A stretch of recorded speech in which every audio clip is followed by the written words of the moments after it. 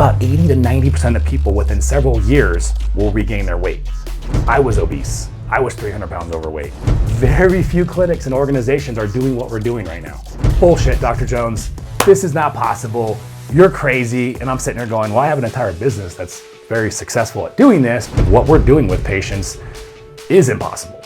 The three biggest mechanisms that drive the weight loss maintenance resistance are, if you want to be successful long term, you have nothing to lose, but you have everything to gain. I think the majority of doctors, researchers, clinics, and patients alike think that when you stop these medications, you are likely to rebound. And we have to understand, this isn't one of those silly ideas that I'm saying is popular. No, this is actually backed up by the data. If you look at this randomized control study here on semaglutide specifically, 70% of patients actually regained their weight within a single year of stopping semaglutide. So that's 70%. They in the study, they lost their weight. It was a good amount of weight loss, as we know, that's what these medications do. But within a single year of stopping, they regained all their weight and they lost all those cardiometabolic benefits that are associated with both the medication's effect and the weight loss itself. So I feel very confident if we did a follow-up study, which I know they will, we're gonna see 80, 90%, some pretty devastating numbers in terms of weight rebound. But we have to understand this is not something that is a phenomena that is particular to GLP-1 medications. This is particular to weight loss as a whole. We have to understand that weight loss and the idea of maintaining it, the ability to maintain it, has eluded us and still does to this day. We have no data right now that talks about the ability that shows or demonstrates this way of weight loss is actually effective long-term. When you look at some of the longer-term studies that we do have, about 80 to 90% of people within several years will regain their weight. So we could safely say that if you are somebody who has lost weight and maintained it with or without the meds, you're a unicorn. Let's be clear, you are a unicorn, because it is very rare, because they've actually done studies looking at people who have successfully lost weight, because it's such a unicorn phenomena that we've actually want to look at that. And it's rather interesting, and I'll get into that in separate videos.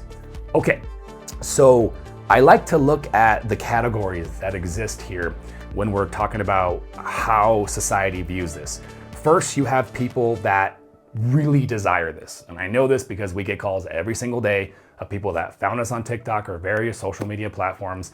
And they were like, Dr. Jones, you're the only one talking about this. Let's roll, because that was the reason why I haven't started yet, is because I wanted some sort of structured plan to have a hope at being able to wean off. So we got category number one, which is, I was looking for this. It's funny with that category, there isn't even a discussion about like, is it possible? Is it like, it's just like, I'm excited, that's what I want, let's roll.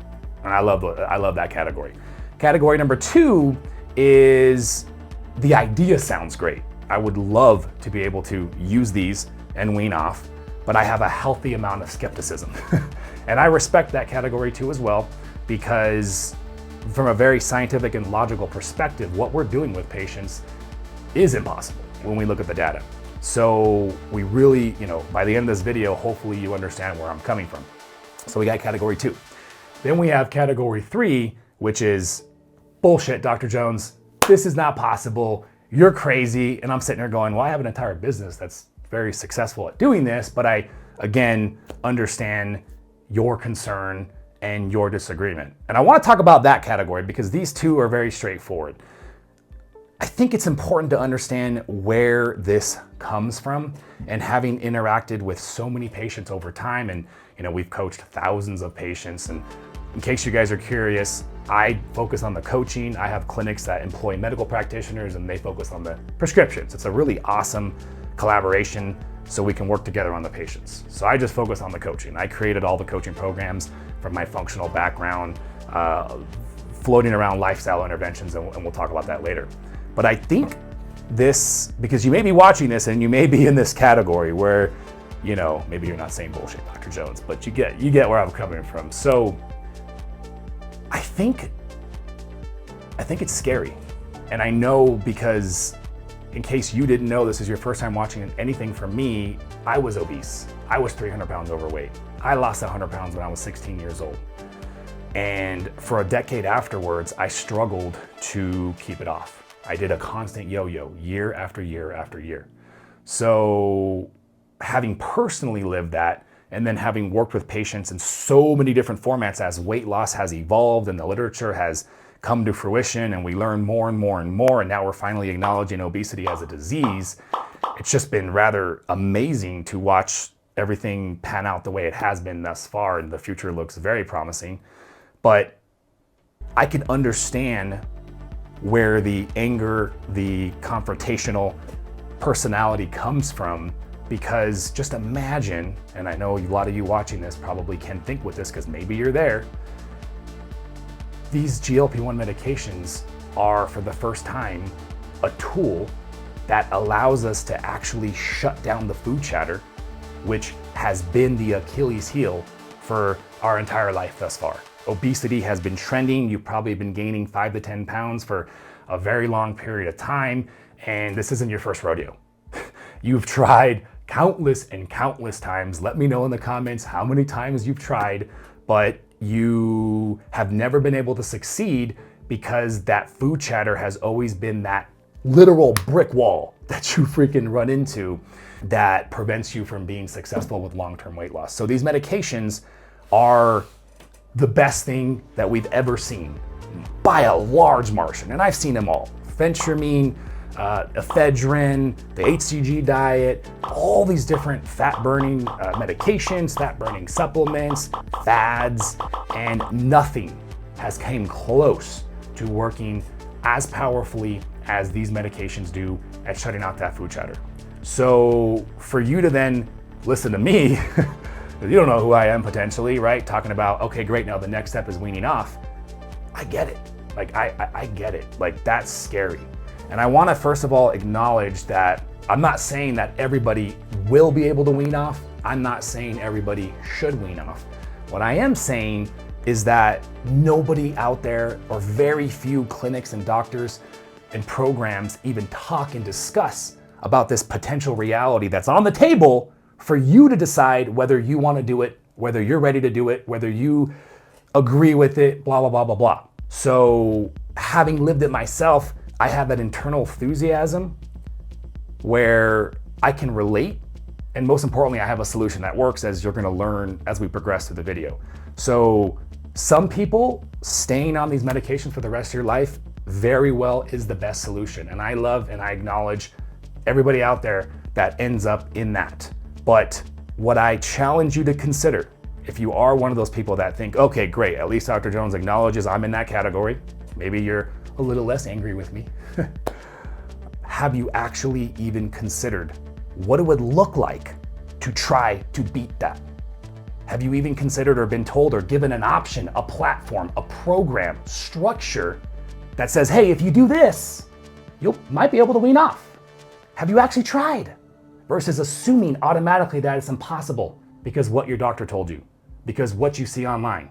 Because let me be clear right now, very few clinics and organizations are doing what we're doing right now. And I have a high level of confidence in being able to potentially help you get there. So my note on this topic is you've beat the issue. Maybe you're halfway at your goal. Maybe you're at your goal, wherever you're at. If you're in that category, right? Because again, if you're ready to roll because you want to get off, then great. But I really wanted to address this topic, which was if you're scared, if you're angry, what do you have to lose by trying? Now that you're watching this video, now that you're becoming at least a follower of my page, please follow if you're not, I will arm you with the knowledge, the science, the structure, the format, and the motivation, and remind you that if you fail, if you were to do my program, whether with us or on your own, because we get a lot of people that just follow my program on their own, you have nothing to lose. You can always go back to the med, but you have everything to gain. And we are going to talk about what that gain means, because I'm here saying that weaning off the medications, there's a benefit to that. Meaning I obviously have some ideas behind the potential risks and problems with staying on long-term, so we're going to get to that. But you have absolutely nothing to lose by trying some sort of format, whether it's mine or not, to be able to wean off. So I want to give you guys an example of somebody that comes to mind that presented a solution to a problem that was very prevalent: knee replacement surgeries and knee problems. America has suffered with chronic knee surgeries, and you look at a country like China, they have significantly less total knee replacements than America. Why is that? A lot of reasons to get into it. That's not the focus of this video. But Ben Patrick, the knees over toes guy, comes to mind when I look at what we're doing. Because now, if you know who he is, and Google him if you don't, I'll put a little link to him, but he's got Andrew Huberman, he's got the biggest celebrities. Like, he has the solution for knee problems, and honestly, a lot more problems outside the knees. But for several years, they called this guy crazy. I was like, what is this guy? Knees over toes? Like, what? Because it goes against the scientific literature. Very much against the scientific literature. And now the majority of people who actually like see where he's at and the amount of endorsement he's getting have no problem jumping in head first, because despite that, he still is challenging the literature because he has enough group acceptance. So you have to understand that controversial topics, especially when they go against the literature, they come in sections. And stage one is criticism. Stage one is, that's not possible. Anger, bullshit, what you're saying isn't true, you should be in trouble, blah, blah, all sorts of things. Trust me, I'm all too familiar with some of those. I, like Ben, am standing by my word. And my 20 years that have led to this point make me feel as passionate as I can only imagine how he did, because it took him 5 years before really anybody really dived in and he started becoming very popular and started getting this group consensus as a solution to long-term knee problems.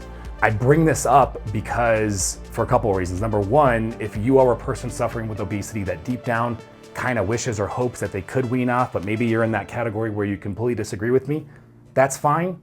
I get it. And in that category, you're thinking, well, there's all this other stuff out there that says what Dr. Jones is doing is impossible. So essentially trying to look for justification for the lack of agreement and therefore the inability to try it. Like, if that's where you're at, then I bring that up as an example because I don't want you to let what society thinks is possible prevent you from accomplishing what you want to do and need to do. It's got to be a decision that you make for yourself. You shouldn't just willy-nilly trust me. That's why this is going to be a really long video as I get into multiple different pieces of this. You should do your research. You should understand the mechanisms to the best of your ability. And then at some point you take a leap. You take a leap. And I've already talked about the worst thing that's going to happen is you fail and you have your safety net, guys. You have the medications.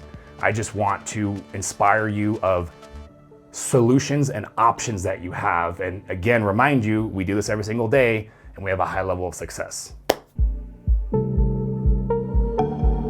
Okay, so now let's talk about why we should consider weaning off of these GLP-1 medications. I like to break this down into two categories. The financial category and I call it the medical category, the potential long-term ramifications of staying on them long-term. All right, so financially, a lot of people are not understanding what's actually happening in terms of our access to these medications. So let's just clarify that. There's a national shortage right now for GLP-1 medications. And so these medications, which were made currently, semaglutide by Novo Nordisk, and we call that Ozempic and Wegovy. And then we have tirzepatide, which is made by Eli Lilly, and we have Mounjaro and recently Zepbound. Those four pharmaceutical brands are the main researched one, established ones, and FDA approved ones. But the active ingredient, the compound, is semaglutide tirzepatide. Because there was a national shortage of these medications, whenever there's a national shortage, what the FDA does is it allows state compounding pharmacies to begin production. As you can imagine, that is a really good solution that we've done in history several times to help meet the demand that we are experiencing. Well, guess what? That national shortage is going to end at some point. And I can't tell you whether that's 3 months, 6 months, 9 months, 1 year, 2 years, but it's inevitable. It will happen. Quick minute here. I wanted to tell you guys about my free resources to help you guys with your sustainable weight loss goals. I have a free Facebook community where I do weekly live coaching. It's all about helping you hit your goals and maintain your weight for the rest of your life. And I also have a free PDF where I break down step by step exactly what it takes for you to be successful. I'll put a link to this in the show, and we'll see you guys back in the show. The pharmaceutical companies do not like that people can get the active ingredients for significantly cheaper. But I have a lot of respect and appreciation for what Big Pharma did, and can't believe I said that right now, but I consider my background, but if it wasn't for the billions of dollars they spent upon the research of this to get it FDA approved, to get where we're at today, we wouldn't be here. So kudos for them. They should make profit. They should make money. I have no problem with that. Just want to be clear there. But when the national shortage ends, so will end the ability legally for compounding pharmacies to produce the active ingredient semaglutide tirzepatide. So that'll be gone. So when that's gone, then the only access would be the 4 brands that we talked about that you can see here.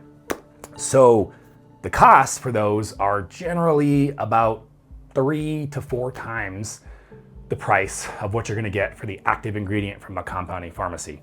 And so that right there implies a dramatic increase in prices, because I've had these conversations with so many patients over time, and they're like, Dr. Jones, I've budgeted $300, and for what this med does, I will gladly allocate a percentage of my income for the rest of my life. That's how amazing these medications are, because people are literally making those decisions.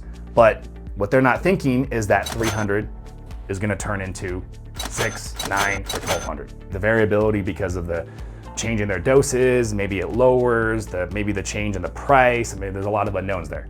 But what we know for sure, as a fact, is it's gonna be significantly more expensive than what they're paying now. Now, you might be thinking, well, what about my insurance? My insurance covers it. Well, let's talk about that. We have 2 pieces to the insurance. Number 1, access is very questionable. I did videos talking about South Carolina, where their biggest state-funded health insurance plan as of April 1st, 2024 is no longer covering GLP-1 medications for weight loss, for obesity treatment. That's crazy, because I'm sure you'll agree with me that I know the insurance company will actually save a lot of money long-term, but they don't see it that way. And so they're making this decision in an attempt to increase their profit, and ironically, they're hurting themselves, but I think they'll get it at some point. But unfortunately, the trend is moving in the negative direction right now in terms of insurance coverage. I hear it all the time. When it comes to diabetes, it's very straightforward. The diabetic versions, Ozempic and Mounjaro, easily covered. But when it comes to obesity, man, these insurance companies are fighting tooth and nail. The other part of it is, let's say you have a really smooth insurance plan, probably one of those employer-funded plans, because those ones have way more flexibility. So maybe you're fortunate enough to be there. And if you are, remember, you have to meet the medical qualifications to get approved. And if we're not talking about diabetes, the only medical qualification, generally speaking, is obesity.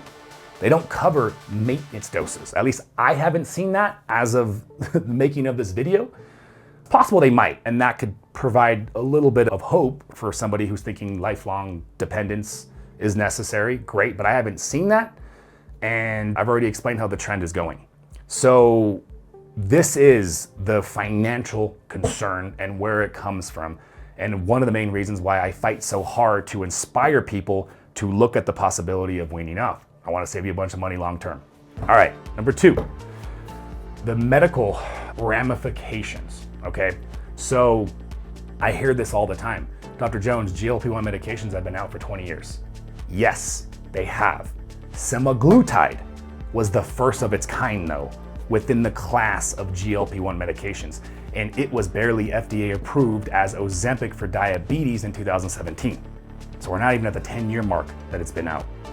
So when you say 20 years, you're talking about the entire class of GLP-1 medications, and the earlier single-day injection versions that were much weaker in effectiveness.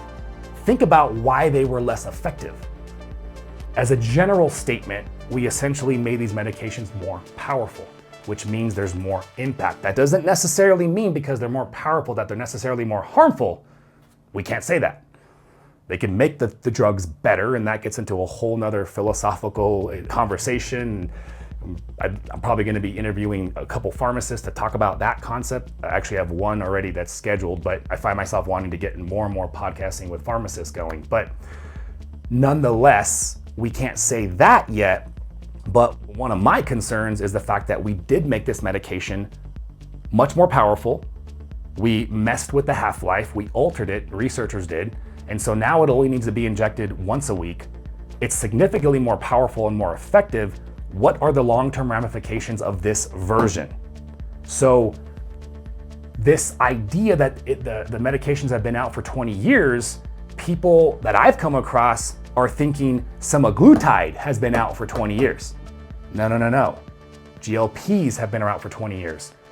I would break them down into classes where we have single day injection and weekly long injection. There were significant modifications to the drug, and I've talked to so many compounding pharmacists that verify what I'm saying to you, which is when you look at chemistry, the smallest change to a molecule can produce the biggest changes. They can also produce little change. It's completely, there's no consistency to it. There's a potential for a huge change in the function of a chemical with the smallest structure. So we have to understand that my concern comes from a potential, and so I will never fearmonger and say that is a problem. I hope we find out, boom, 5, 10 more years, very safe as we thought, as safe as we hoped, fantastic. Because we use them a lot in my clinic, right? I would be devastated to find out they're not. But because we don't know yet, we have to consider the potential risk. We can't lie to ourselves or mistakenly assume that we have 20 years of safety data, because we don't when it comes to semaglutide, and I put semaglutide and tirzepatide into the same category. All right, so now let's discuss what you need to understand. You have to have an understanding of the science of obesity to understand where our solution comes from. And I have plenty of other videos where we literally dive into this even more, but I still want to give you guys a reasonably good understanding. And the science of obesity itself is very controversial. There isn't a consensus that exists unanimously where we can say the data has proven this. So right now we have the calorie theory of obesity, we have the hormone basis of obesity, we have the genetic basis of obesity, we have the toxic exposure theory of obesity, and they all have merit. Where when we look at the hormonal basis of obesity, we're acknowledging the genetic because of how potentially the genetics are affecting the hormones, right? And my solution does center around the hormonal basis of obesity, and we're gonna get into that.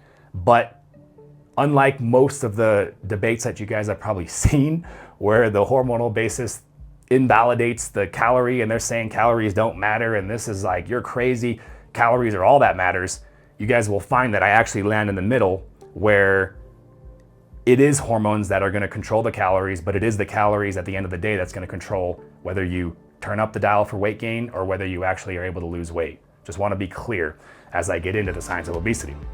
Okay, so with the hormonal basis of obesity, we are looking at acknowledging the influence of hormones and how they affect the body's ability to lose weight, maintain weight loss. The overall weight set point theory finds its way in there too as well. And it's this idea that really it's the hormones playing the biggest role. Okay, so first let's talk about insulin resistance. We have been hearing this term probably more so than any other term when you're searching for weight loss. You see insulin resistance. What is insulin resistance? Insulin resistance is a condition where the body is no longer responding to insulin as well. It's still responding, but it's not responding to insulin as effectively. The role of insulin, it's a hormone that the body releases from the pancreas in response to a rise in blood sugar. So you eat food, your blood sugar rises, your body detects it, it releases insulin, insulin lowers the blood sugar. That's how that works.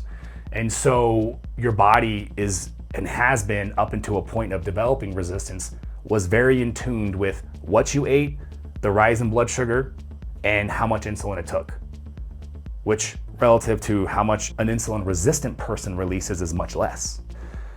Now, why insulin resistance develops is another video. We're gonna get into that later. But the quick answer is, it's got many theories, but chronically elevated insulin levels is one of my favorite theories. but I think that's also exacerbated by inflammation and genetics. So you have a situation where this resistance to the acts of hormones develops, and now your blood sugar starts to rise as a result. And the body has to keep a blood sugar system that's very tightly wound. And so the body's only reaction to insulin resistance is to release more insulin. So essentially, it's taking more insulin to get the same job done, is an easier sort of summary to when understanding what insulin resistance is. So if we have more insulin present in our bloodstreams, because now it takes twice as much or 3 times as much or 10 times as much insulin to get the job done, it is the presence of the chronically elevated insulin that is preventing weight loss. And so the insulin basis of the really centering around the hormonal basis is saying that you're never gonna lose body fat in the presence of chronically elevated insulin levels. And I think that that is very true to a point. It's not all that, because we have randomized control studies that do tell us, independent of whether insulin was elevated or not, if calories were equated for in a controlled scientific experiment, we had the same amount of fat loss. And I'll get into all that later in separate videos, but the hormonal basis of obesity is all about insulin. And then we also have to acknowledge inflammation too as well. Inflammation in a nutshell is going to cause 2 of the same issues that insulin does. The presence of elevated inflammation is going to decrease your body's ability to actually break down the body fat and mobilize it so that it can utilize it. And it's also going to promote more of a fat storage mode. That's exactly what insulin does. But inflammation in its own pathways is creating the same issue. So number 1, at the basis of obesity, we have insulin resistance. Number 2, we have inflammation. And then finally, the third one, we have this concept of metabolic flexibility. Metabolic flexibility refers to your metabolism's ability to utilize the 2 main fuel sources, carbohydrates and fat. And all of our metabolisms are good, with the exception of certain diseases, at utilizing carbohydrates, because we do it every single day. But utilizing fat stores is completely different. And the only real way to put your body into an extreme fat utilization mode would be fasting or ketogenic diets, low carb diets. Now, I'm not saying that you never burn fat if you're not doing those 2 things, because you are.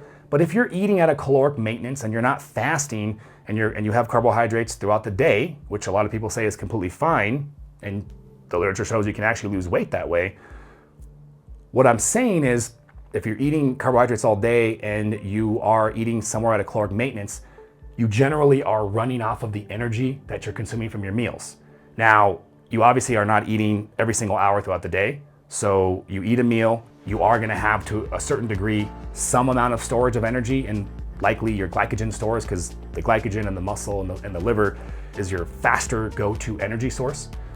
And then anything excess is stored as body fat once those reserves are full. So generally speaking, you are constantly coming in and out of your stored carbohydrate stores, and you may have a little bit of deposition and withdrawal from your bigger bank, which is your fat stores, but there's a lot of variables that affect that. But generally speaking, compared to a fasting or a low carb diet, those 2 are gonna produce significantly more of a stronger stimulus to the body to force it to have to run off of body fat stores. And we call the ability for your body to do that effectively, we call that metabolic flexibility. What we find at the center of patients that are obese is high amounts of insulin resistance and then high amounts of inflammation.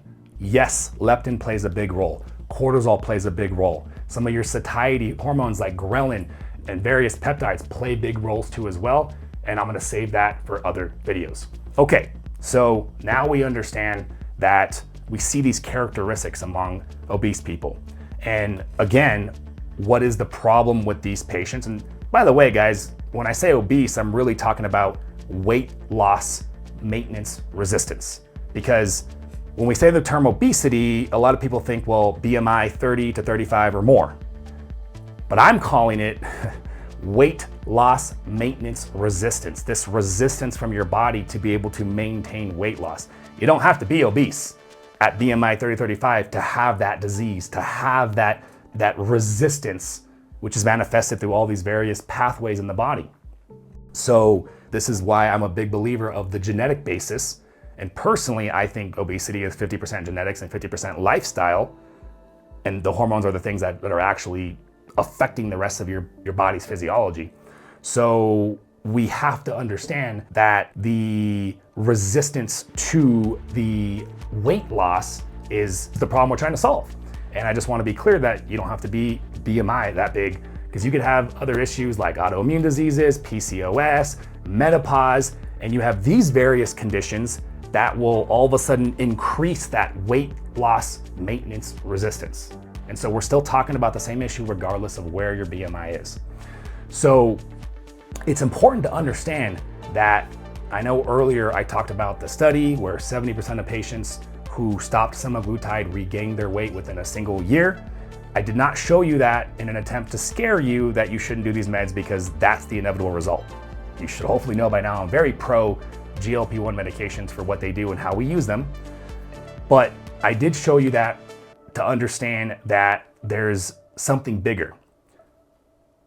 The bigger issue is the fact that even before these medications, that same problem, the inability to maintain weight loss, AKA weight loss maintenance resistance, that has always existed. It's crazy, but to this date, there is no long-term research that shows any sort of efficacy among any program that demonstrates success at maintaining weight loss. So AKA, everybody's failed. Now, there are some people that have succeeded. We talked about that. I call them unicorns all the time, because they really are. And it's very fascinating. It is a rare phenomenon. It is a unicorn to see somebody successfully have done that. These medications are no different. I just want you to understand that it is these medications, or any medications, any powerful aid to help you lose weight, is always going to increase that inevitable wanting to, that rebound. That's all that is. So yes, the meds will exacerbate that phenomena of rebound, your body wants to gain weight, but that's always existed. So it's not the medication's fault.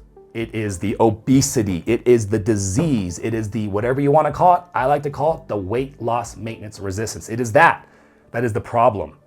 And if you want to be successful long term, pay attention with me if this is one of the hallmark moments of this video.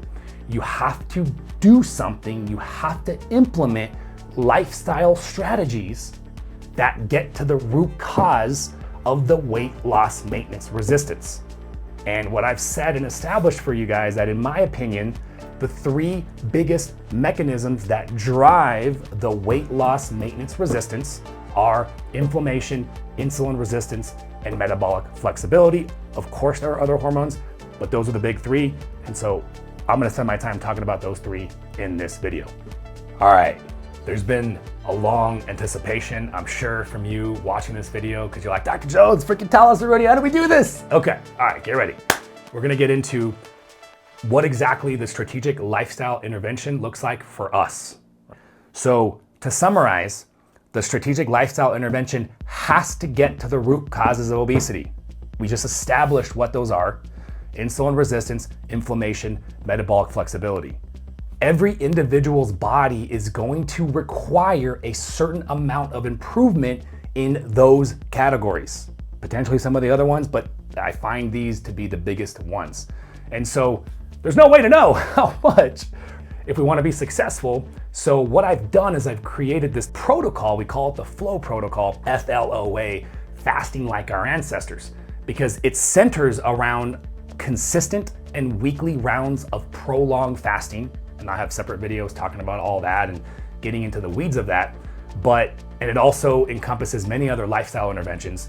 But I would say the reason why this protocol is so much more powerful than the others is because of that weekly prolonged fast. There is no other program in the world that has patients. I shouldn't say there's no other, because I'm very much aware of Dr. Fung, Jason Fung, the author of Obesity Code. He's reversing diabetes up there in Canada. And there are a few clinics as well that'll do 30-day medically supervised water fast, which don't even get me started about that. Amazing, amazing potential. But those are very unique situations, okay? Also very expensive. So what I've done is say, what's the most aggressive that we can do to get the benefits, but to ignore those risks? That's what the FLOA Protocol is all about. So at the center of this, we are having our patients, we are helping them and coaching them to get to the point where they can get to a 36 or longer hour fast every single week. So I want you to think about that for a second, guys, because I know this is probably your first time hearing about it. If you're very versed and knowledgeable and you like following people like Mindy Pelz and Dr. Fung and Thomas DeLauer and Dr. Berg, all phenomenal mentors of mine, it's not your first time hearing prolonged fasting, but this is your first time hearing of somebody say you should do it every single week. That is a significant difference. There is a huge difference between fasting for intermittent, 16 hours every single day versus a 48 every week. Huge difference there. And then there's a huge difference between fasting for 48 hours every week versus every month. Like, I want you to let that sink in, because that is the most powerful intervention. I think this is why we have such a high level of success with our patients, and we're the only ones talking about the ability to do this.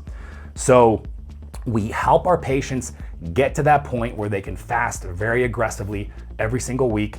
And what makes it possible, what makes it so much easier to do that, because you might be thinking, 48-hour fast every single week, you're out of your freaking mind. Well, hey, hold up, wait a minute. There's tirzepatide, the GLP-1 medications, any sort of appetite suppressing medication will work. Our favorites are the GLP-1s. And then there's this other peptide, which is not required, but there's a class of peptides. We call them fat mobilizing peptides. My favorite is AOD 9604. We're probably losing access to that with the recent FDA. There's another couple peptides that I like, CJC and MOTC, for example. Separate videos I'll make about those. But what these peptides have in common is they help us with that metabolic flexibility portion. What were those three things we talked about, guys? I want you to say them there while you're watching this: insulin resistance, inflammation, metabolic flexibility. We gotta have powerful solutions for those three things. And so the medications, the GLP-1s, handle the insulin resistance, and the fat mobilizing agents handle the metabolic flexibility. And then inflammation is gonna be situational. We get into a deep anti-inflammatory supplement regimen. We alter their diets to reduce inflammation. And we have powerful aids like low-dose naltrexone if you are suffering from a more severe inflammatory condition like an autoimmune disease, for example.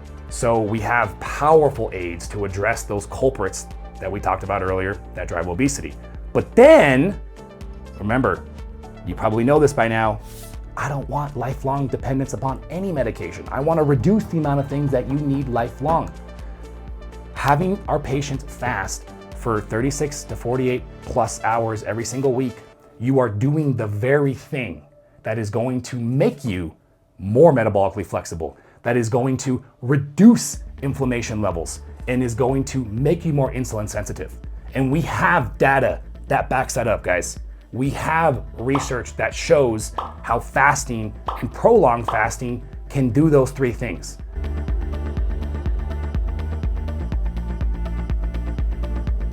And I can't wait to the point where we get, and hopefully we do, because there's so much more research that we need on fasting, which is one of the reasons why it's not part of standard conventional allopathic medicine. There's probably a lot more reasons. I'm not going to get into those right now, but we'll just say it's because they're not sure that fasting is safe. Come on now. How could, like, again, I don't want to get into that, but I always like to remind people, where did this ancestral wisdom come from? Well, I want to take you guys through a quick little history lesson. So our ancestors, earliest ancestors for 3 million years, they did not have steady states of food, right? They didn't have it. And so if human beings didn't have steady states of food until about 10,000 years ago. So 10,000 is a very small portion of 3 million. So for the majority of 3 million years, our ancestors had to survive through periods of times that presented inconsistent periods of food. They secure that hunt, they kill that meal, they consume it and eat as much of it as they can, store it as body fat, and then be able to run off of that body fat for whatever amount of time it takes to secure the next meal. And so over time, due to evolution, the ones that our ancestors that survived were the ones that evolved various mechanisms in the body that could, when presented with a large amount of fuel, actually consume it, store all that food because food to them was gold, right? Precious resource. That, as you guys remember, what is that called? Metabolic flexibility. We remember that, right? Hopefully, if you've been paying attention. So everybody alive today is the result of 3 million years, minus 10,000, I guess you could say, where we had to evolve the strongest mechanisms to be able to do just that, okay? Also, they developed mechanisms to slow down the metabolism to give them a longer period of time to survive if they couldn't secure the meal fast enough. And that's the basis behind plateaus, and I'm gonna link to that in this video. But the metabolic plateau is a result of that too as well. So it's always crazy to me when there's such a reluctance to understand and embrace this idea, or even worse, think that the human body was supposed to eat 4 to 6 meals every single day. I mean, where do you base that off of? Here's my theory behind that, okay? So you may be watching this thinking, you're crazy, Dr. Jones, like we have to eat multiple meals a day, right? I'm an example of somebody who, if I don't, I feel like crap. So I think intuitively, as a patient or a person experiencing that, or a doctor dealing with the patient, the safe route is, well, don't do that. Don't do something that makes you feel worse. 100% respect that. But if you didn't understand weightlifting and you followed that logic, you wouldn't lift weights, would you? Because weightlifting sucks. It's very painful. But we understand that if I break down that muscle mass during the weightlifting session and I produce that burning effect from lactic acid, which is a literal stressor to the body in the moment and even afterwards for several hours to days, it triggers a response from the body, a positive hormetic-driven response that produces adaptation, and adaptation presents itself with improvements in our physiology. And that's why we do it. I wanted to interrupt the show to tell you guys about the free resources that I have for you to be successful in 2024. The link in the show notes is going to provide you a way to join the free Facebook community. We do weekly live training. It's a great community. We'll answer all your questions with or without the medications. We're going to help you get there. And there's a free PDF which breaks down the steps so that you know exactly what to do, how to do it to be absolutely successful this year for your weight loss goals. Now back to the show. And so when we talk about fasting, the ability to fast without dropping blood sugar, generally speaking, because of course there are conditions like diabetes that affect this, but from a general perspective, the ability to do that and keep the blood sugar from going too low is just an ability that is earned over time. And we all grew up, and I have several videos talking about this, why we all grew up being told to eat lots of carbohydrates and to eat 4 to 6 meals a day and snack all the time. A lot of you haven't had the opportunity or even thinking that it's right to challenge your body, to challenge those systems to be able to run off of its own internal fat stores and keep blood sugar stabilized. So I'm not giving you guys medical advice. As always, talk to your primary care physicians before starting a fasting protocol, especially prolonged fasting or trying to emulate a protocol like ours, which is very aggressive, especially if you're a diabetic on diabetic lowering medications. But this is the way out, people. And it relies on that ancestral wisdom and our scientific understanding of what fasting can do and what it does do for us. So we get our patients into weekly rounds of fasting. We optimize their nutrients, their supplement protocol. We coach them on approaching their diet with the logic behind reducing the consumption of processed foods and eating more whole natural foods. We go low carb for a couple months, but everything I do is with the goal of being sustainable. So we actually help our patients increase carbohydrates even before they're at their weight loss goal, because the FLOA protocol is so aggressive in nature that they actually, generally, most of them still lose weight when they introduce carbs back, which is nice. And the entire time we're coaching them and guiding them and supporting them to get them to that point where they lose all their weight, which was helped in the beginning by the medications and peptides, but then ultimately fueled and driven by the protocol, specifically this fasting-based protocol that we call the FLOA Protocol. Okay, so the second piece of the nuts and bolts and how we actually accomplish the goal in mind, which is hitting our goal weight and weaning off, is we got the physiology part down, right? But there's more to this than just the physiology. There's the mindset. And I don't want to go too spiritual or esoteric on you. I happen to be a person that believes that we are the thing that runs our body. We are not our bodies. And I think examples of people like David Goggins, if you know who he is, and if you don't know who he is, go look him up. The guy sets the bar for what the mind can accomplish. And so don't worry, I'm not saying you have to be like David Goggins. It's not what I'm saying. I just want to give you an example of where the bar is, okay? What is potentially, what's on the table, I guess is a better way to put it. So when we look at mindset, what I'm constantly coaching my patients on is this concept of understanding a little bit of that separation between you and your body, understanding what hunger is, what hunger is supposed to do. Hunger is supposed to be a cue that, when in a healthy body, gives us the desire to eat, and then hunger turns off and then we don't eat anymore. A healthy body should never have to count calories. Our ancestors never had to count calories because they had a tightly wound system which was driven by hormones.